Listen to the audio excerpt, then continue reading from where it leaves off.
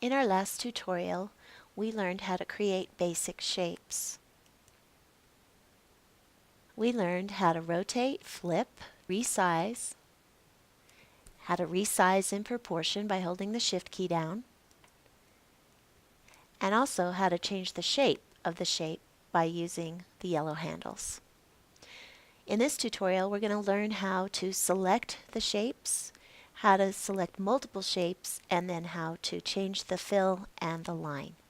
So let's get started. In order to manipulate an object, you first have to select it. And the best way to select an object, if you're just going to select one, is just by clicking on it. Another way you can select an object is by taking your selection tool and dragging an area around the shape. You have to be careful that you select the entire object. If you just miss a corner, it won't select. If you would like to select multiple objects, you simply click on an object, hold your Shift key down, and select the second. You can also select multiple objects by dragging your invisible area around multiple objects. When you've selected more than one object, you can manipulate multiple objects by making one change. If you want to select everything on your page, again, you can just select everything by dragging the selection tool around everything. You could select them one by holding your Shift key down. Or you can go up to the very top menu, and under Edit, there is a choice that you can select all. You can also select all by using a keyboard command, which is Command A, and that will select everything. Now if I want to leave everything selected except for this square, I can hold my Shift key down and click on a selected item, and it will deselect that item. So sometimes you might want to select everything and then just deselect a couple of things that you don't want to have changed.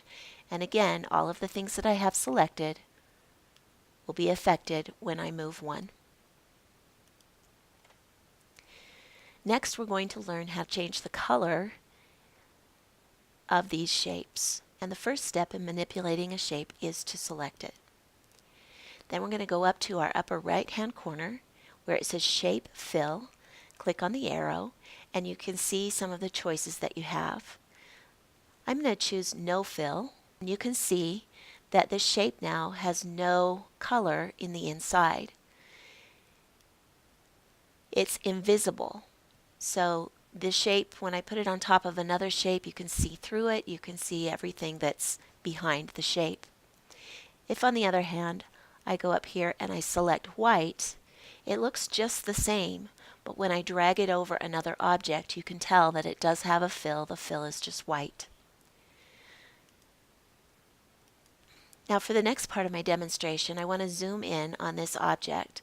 Down in the bottom right-hand corner, there is a zoom slider button, and I'm just going to move that over to the right so you can see our object up close. While it's selected, I'm going to come up under Shape Outline, click on the arrow, and you'll see some similar choices. For my outline, I'm going to choose purple, and then I'm going to come up to my outline again and choose weight, and I'm going to select 6. Once again, if I want to change the color of an object, I select it, go up to Shape Fill,